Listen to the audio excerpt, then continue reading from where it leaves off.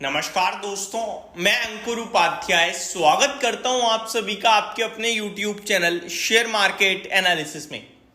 बाजार में तूफानी तेजी थी लेकिन पोर्टफोलियो लाल निशान में थी। मैंने पोस्ट मार्केट वीडियो जो बनाई थी ऑलमोस्ट मैंने ये सारी चीजें कवर करी हैं कि इंडेक्स बहुत तेज था लेकिन मार्केट ब्रेथ धीरे धीरे घटती चली गई। काफी सारे कमेंट्स आए हैं और कमेंट सबसे ज्यादा जो है ना वो एक ही चीज को लेकर है कि भाई आज जो ये तेजी थी, ये तेजी फ्रेश बाइंग नहीं, लोगों ने अपनी शॉर्ट पोजीशन कट करी है इसलिए तेजी थी। दोस्तों आप बिल्कुल ठीक कह रहे हो, लेकिन ये सारी चीजें तब ज्यादा वैल्यूएबल होती हैं जिस दिन एक्सपायरी होती है। एक्सपायरी आपकी कल है, तो आज जरूरी नहीं है कि जो शॉर्ट करके बैठा था उसने पोजीशन कट करी है। मैं आपको बताना चाहता हूं, मैं हमेशा कहता हूं कि बाजार में दो तरीके की रैली होती है। एक होती है कि फ्रेश बाइंग आ रही है, वो सस्टेनेबल और टिकाऊ होती है, और एक होती है शॉर्ट कवरिंग के दम पर जो सस्टेनेबल और टिकाऊ नहीं होती है। आप ध्यान से समझिएगा, एक में होता है कि आप फ्रेश खरीद रहे हो, बाइंग डिमांड बना रहे हो और ऊपर जा रहा है बाजार, ये अच्छा है क्योंकि आप खरीद रहे हो।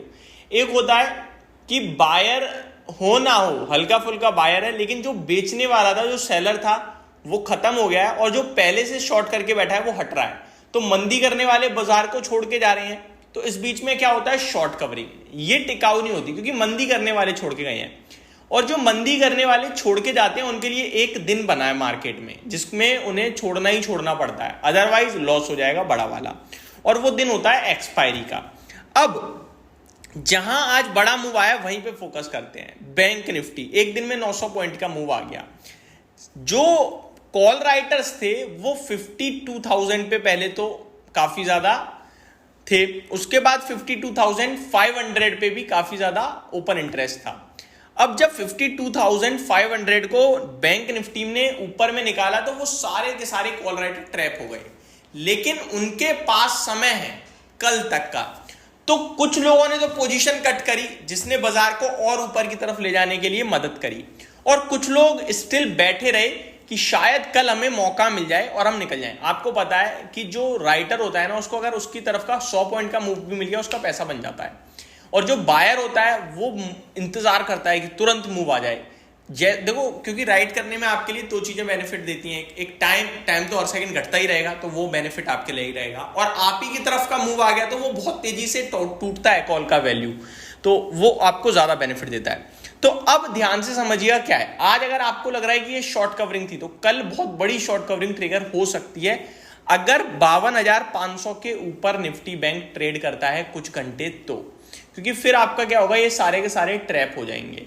उनको पोजीशन कट करनी ही करनी है 3 बजे तक, अदरवाइज ऑटो स्क्वायर ऑफ हो जाएगा 3:10 पे। तो लॉस ज्यादा बुक करने से अच्छा है कि कम बुक करके निकल जाए, दैट्स इट। ठीक है, अब आ जाते हैं पोर्टफोलियो में। देखिए, अगर आप मार्केट को देखें ना, तो आज बाजार में अगर कुछ चला है तो केवल बैंकिंग स्टॉक चले हैं, बाकी कुछ नहीं चला, इसलिए पोर्टफोलियो ज्यादातर इन्वेस्टर्स की लाल निशान में है। अब उस पर आते हैं। निफ्टी में 183 पॉइंट्स की तेजी थी और बैंक निफ्टी में अराउंड 900 पॉइंट्स की तेजी थी। अगर निफ्टी की 183 पॉइंट्स का मूव देखें हम, तो 3 शेयर मिलाकर ऑलमोस्ट 110 पॉइंट का मूव दे रहे हैं, और वो 3 शेयर कौन से हैं, ICICI bank, HDFC bank, Axis bank. इन 3 स्टॉक्स के पॉइंट्स को मैं इंक्लूड कर दूं तो 110 पॉइंट्स के समथिंग का कंट्रीब्यूशन एकमात्र इन 3 शेयर से आ रहा है निफ्टी में। अब बचा कितना, 73 पॉइंट्स का मूव। उस 73 पॉइंट्स में से अराउंड 40 पॉइंट्स का मूव 2 स्टॉक से आ रहा है, रिलायंस और एलएनटी। यानी कि बचा आपका केवल और केवल 33 पॉइंट। तो निफ्टी कितना ऊपर है, 33 पॉइंट।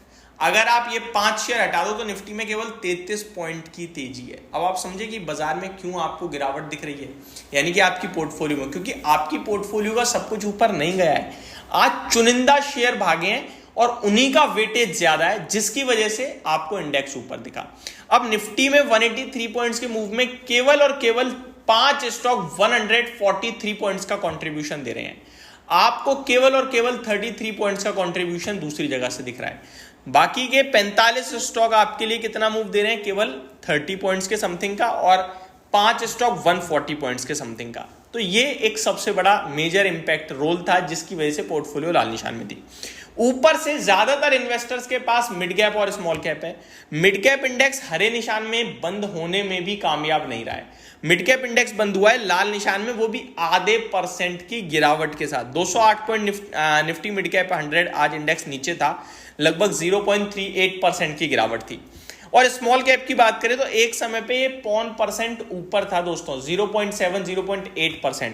क्लोजिंग के समय ये फ्लैट टू पॉजिटिव रह गया, केवल 0.14% अपसाइड देखने को मिली, जिसकी वजह से दिन के दौरान मार्केट ब्रेथ हमेशा घटती चली गई। At the end 1281 shares NSC पे नेगेटिव बंद हुए हैं और 944 शेयर एनएससी पे पॉजिटिव। तो ये आज के जो बड़ी चीजें थी मार्केट में, जो आपको लग रहा है इंडेक्स ऊपर पोर्टफोलियो नीचे ऐसा क्यों, उसको मैंने समझाने की कोशिश करी है। होप आपको सारी चीजें समझ में आई होंगी। बाकी रीजन कुछ भी नहीं है, कभी किसी का वक्त है कभी किसी का है। That's it. Thank you so much for watching this video. Have a great day guys.